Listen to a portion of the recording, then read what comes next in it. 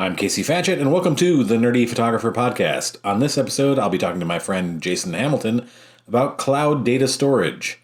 Is it safe in the time of coronavirus? All that and more after this short message.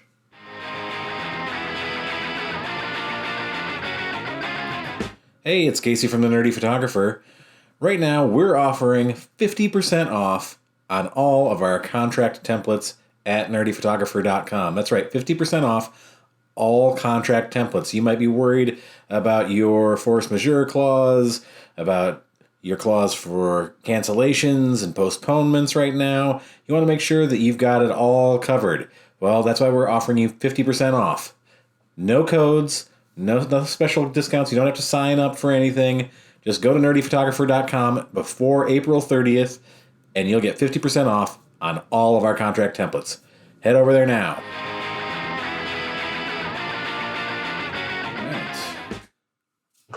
Hello, I'm Casey Fatchett, and welcome to the Nerdy Photographer Podcast. I have with me today, longtime friend of the show, longtime friend of mine, I think 27 years now, Jason Hamilton. Hey, how you doing? I'm doing great, Jay. We're stuck in isolation, though we're communicating via technology, leveraging technology to the moment. We're using the client application that uses end-to-end encryption out the box. Hey, nice jab. I appreciate getting a jab in there. Jason, you work in the IT universe. Can you tell the audience a little about your background? Sure thing. I started pushing electrons back in the 1900s. Since my very first job at Ohio State, where I was working at the College of Nursing, I've been consulting both in-house in a corporate role as well as on the road, in the field with a lot of small and medium-sized businesses, performing just about anything that you can think of, from setting up new networks, running cables. I ran cable through a warehouse in Brownstown, Texas, once upon a time. Built a wireless network in a car garage in Indianapolis. So I've been around the block. Some of those shops that I worked with. You've been around for a while. You've told me about the shit that you do. So I mean, it's like, yeah, you've been around. You've seen some stuff. I've seen some things. Yes, things that'll mostly make you slap your forehead. Luckily, I've been with a lot of different shops that work in the Microsoft field. I say luckily because it's bread and butter. It's been able to put clothes on my back or on my kids' backs. Anyhow, I've been able to work through a lot of the enterprise products from Microsoft, including Office 365, which is huge today now. Even back when it used to be called something else. That was like Business Productivity Office Suite, or BPAWS. Yeah, they've gotten better about coming up with code names for things than they used to. Yeah, I suppose. They took a hint from Apple and were like, hey, we got to come up with cool sounding names for shit. Right. And today I have an in-house corporate job. I'm off the road, able to spend evenings and weekends with my family, which is really at this point top priority for me, isolation or not. Fortunately, I chose a corporate gig in the finance department, in the finance industry, I should say. That we're actually. Right. We're bond traders. So as our stock market implodes, our sales guys are really doing a really good job. Because of that, we have a lot of demand. We have all of our workers are working. Everybody in the company is working 100% remotely and doing all of the functions, including making sales and trading on Bloomberg and all that good stuff, all from the comfort of their own homes. Yeah, because of guys like you who are making this, possible, running these networks. I mean, but for photographers, Yeah. What should they be doing to prepare for the long haul with this pandemic, with coronavirus? Should they be making backups of their cloud data? 'Cause, a lot of people are putting stuff in the cloud. Should they be backing that stuff up? What should they be doing? Sure. Photographers, as you know, are pretty resourceful and are likely already prepared for the virus. I How don't know many about. jars of pepper jelly you got in your basement, Casey? A lot. A Yeah, lot. I thought so. I thought so. I am naturally a prepper, so Mhm. that's a side point. Yeah. So maybe it's just you. Maybe my perspective is biased. Um, but usually, because you guys work on your feet and girls, you have spare batteries or memory cards or whatever the hell hiding in your pocket, and you're going to have other solutions also. But I guess what my biggest point is for this is the backups. Backups for your data are critically important. It's super timely today here in Detroit. We've got a major outage for the WOW, which is a cable provider, one of the two cable providers in the state, and there's quite a few people who unfortunately run their business off Yeah. of things like that. And guess what? They can't get their data. So what I'm getting at is the data is the most important part of it. You probably make a backup of all your masters before you even try to edit them. I do. And so I mean, for the same reason, you should back up your final images too. And rollback and recovery is a critical business process. So much so they have stupid 3-letter acronyms to measure those types of things. So it doesn't matter if you're a solo operator or part of a larger studio. Your data is really very important and critical for you to make sure you protect.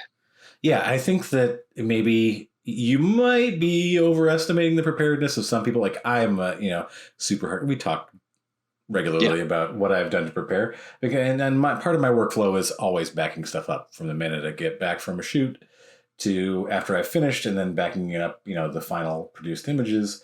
I have, I sent you my new setup, and it's like, I'm rocking like 40, 50 terabytes right now just in my active stuff, not including, what I've got like filed away. But I think that's that there are a lot interesting. of people. I'm sorry. Let me interrupt there for a second. That's an interesting number you gave me. About 40, 50 terabytes. That's about the size of data that my company is working with. Okay, that's about the size of the nut that they have. So you as a solo operator, video, photos, all of that high res data hungry stuff. Yeah, for you, it's just as critical as these guys in the bond market that I work with. Yeah, I mean, I think that photographers, I've seen a lot of people like talking about like, oh, I want to move to a cloud backup instead of having to have all these, drives around. I'm like, you should always have.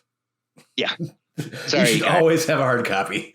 Yes. Yeah. You definitely have your hard copies, definitely have your backups and your, a stack of hard drives in the corner somewhere that you spin up every quarter or so and check on. Yeah. Yeah. I mean, it's what I do. Yeah. Every few months I will pop in my, storage drives and like move everything over to like the archive. I archive things every few months. Yep. Perfect. And then take those out. Those are no longer active things. And every, couple of years, like I just ditch everything off of whatever hard drives I'm working on. It's like I don't use that. If I'm not using it regularly, it's usually every 3 years. And it's when it's not that I erase anything. It's just that, I'm sort of cycling through stuff into the archives. But well, what else is I also have a cloud backup of the finished products. Nice.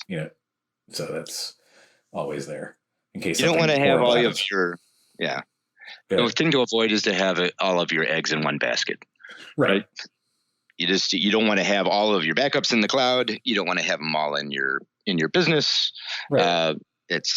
In case something happens. The whole point is redundancy. Exactly.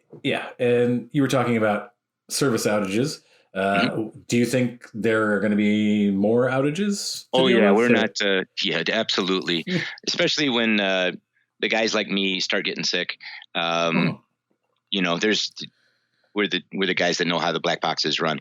So things like this will happen. Things will accelerate. I'm not trying to be gloom and doom, but I'm just trying to make sure that everybody is aware that what we think is a utility as reliable as electricity maybe isn't anymore. Yeah, it's, I mean, the thing that we tend to forget is that we need people monitoring these things, and those people get sick or unable to get to the places that they're monitoring. Mm-hmm. Then we start to have issues. It's like, whether it's even, bigger picture. I mean, talk about, electricity and, water and things like that. Like, for the most part, we kind of ignore those things until we don't have access to them. Right. But, I mean, I think that what's more likely to go is, either because of internet access altogether or because of the servers that the stuff is on. It's like, your access to your cloud stuff might not be as ready as you would like it to be. Mm-hmm. It's true. I mean, there's contingencies, of course, for when the things are actually, when the shit hits the fan for real. And yeah, where you might imagine you have to order up your hard drives and they come out to you via truck or sanitary, whatever. I don't know, but that might be what happens for you. But Amazon is not delivering up stuff to photographers. Joe Blow photographer. Hey man, where's my backup? Sorry, buddy. It's in Idaho somewhere, buried in a bunker. But we are starting to see services like Microsoft Azure and even Amazon starting to make statements about how they are looking to throttle their traffic.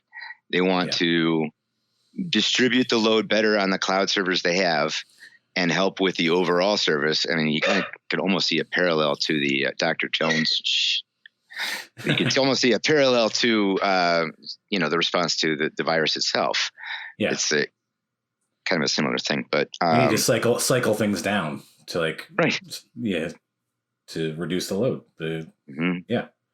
I don't know. It seems like, to me, the photographers who are using cloud storage as like a long-term backup, they're using that in the event that there's some home catastrophe. But should they be trusting everything to their cloud storage? I think you've kind of mentioned this. Don't put all your eggs in one basket. Like it seems like, I don't know. I see it a lot more just because I'm in more like photography groups, and I see people going like, I just want to switch everything over to the cloud.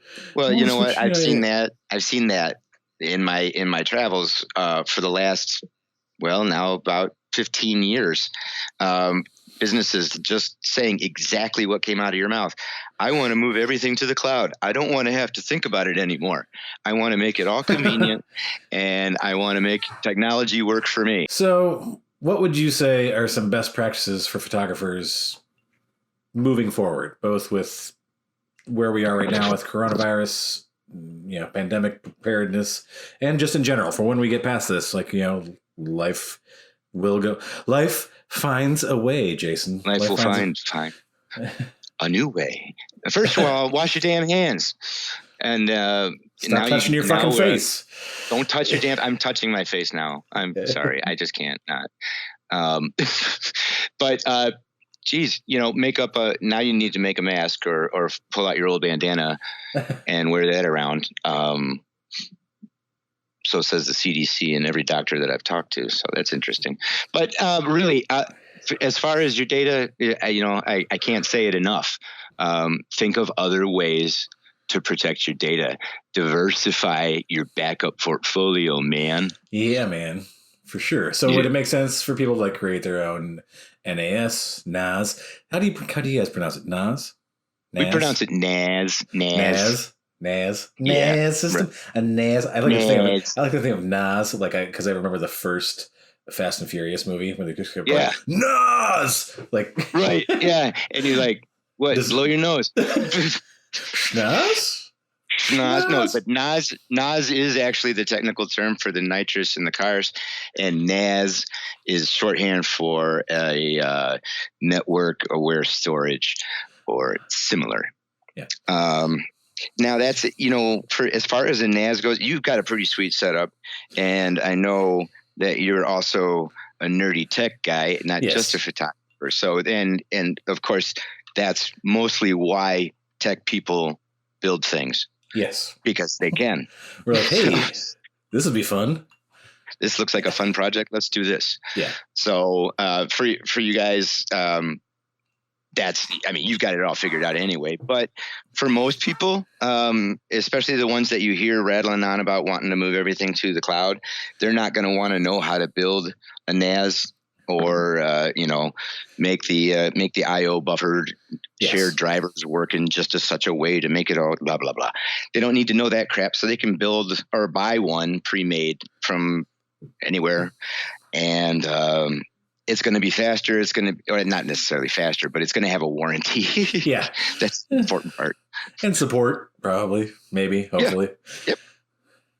So what cloud storage services would you recommend? I mean, after we're diversifying here, we're creating some sort of storage that we have at home or in the office, but also, moving forward, having some sort of cloud backup as well is, like I said, good idea. Like I always keep all of my finished stuff has a cloud backup because there's just the raw stuff. There's just too much of it, I think, to access. And why would you be just throwing all that up in the cloud? Like I want my finished stuff so I can pull it down for my clients if I need it, if something terrible happens. But what services would you recommend to people? Here's a classic consulting response. That depends. Every cloud service user will have specific needs and requirements, and there's a variety of providers. Most of them are similar, and they do a fine job. I've worked with most of the big guys, and they're usually pretty easy to manage. I've worked with some local ones as well, and we're not working with those guys anymore. But so, I mean, size does matter in this case. Yeah, probably going with a not some local or regional company. Go with somebody bigger would be my guess. To as far as you're going to get more bang for your buck and more backup for your buck. Hopefully, too, that the company that you're relying on for all your IT needs has planned ahead so that their network pros and whatnot aren't the only things that can keep them going. You know what I'm saying? Right. It's more of a distributed load across their company as well. They're not putting all their eggs in one basket either. Yeah, exactly. Here's some questions that you can ask some prospective cloud providers. Of course, with the basics of pricing, storage quantity and terms for throughput and sort of things. See if they are selling on tiers, and tiers come in different types of levels. Usually the gold, or there's the silver, or the shameful bronze. Bronze. The bronze. Bronze is bronze would be I don't know, probably something that someone would be really happy to pay for if they had. I don't know. That's probably not a nice thing to say. So I always think of the bronze from Mad Max, the original Mad Max, when they're talking about what is it, the Knight Riders, and you refer to them as the bronze. Right. Now I remember. It's my encyclopedic knowledge of movies, man. It's just it's useful. Yes, sir. So, Jason, as we wrap up here, do you have any final words of advice to our listeners out there in podcast land? Be excellent to each other. Yeah, and on that note...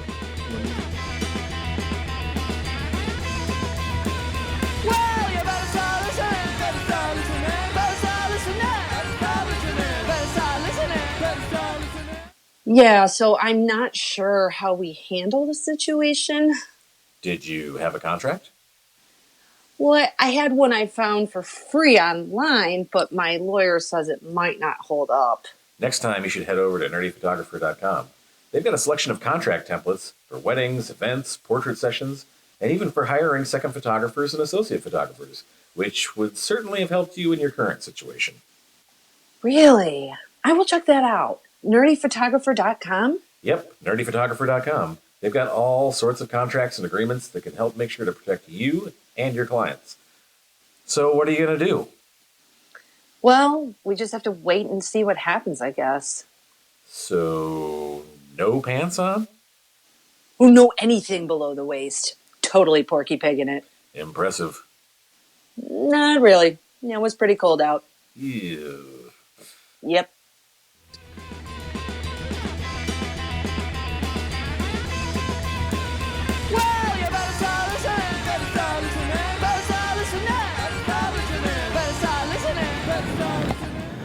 And now for my favorite part of the show.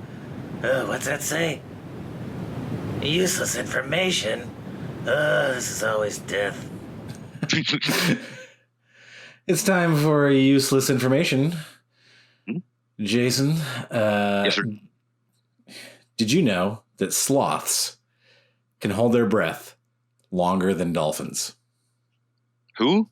Sloths, like a three-toed sloth. Can hold his breath longer than a dolphin? Yeah.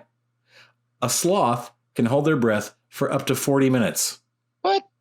Yeah, no shit. That's 40 minutes? 40 minutes. That's 30 minutes longer than a dolphin. That's quite a. They blew them away. Yeah, it's just like, it's Usain Bolt against me in a fucking race. That's how much longer a sloth can hold its breath. I think it's mostly because the sloth forgot to breathe. That's what I'm thinking too. Fell asleep. Sloth's like, huh? What? Oh. I'm supposed to breathe? All right. Okay. Jason, thank you for being on. We'll have you back real soon. My pleasure, my brother. Any old time you like.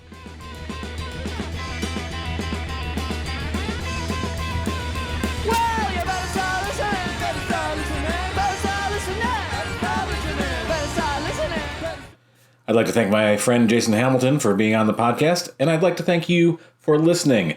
Please like and subscribe to the Nerdy Photographer podcast on Apple Podcasts, Spotify, Stitcher, or wherever you get podcasts. And please follow us on Instagram at The Nerdy Photo and on Facebook, The Nerdy Photographer. Until next time, stay safe, stay nerdy.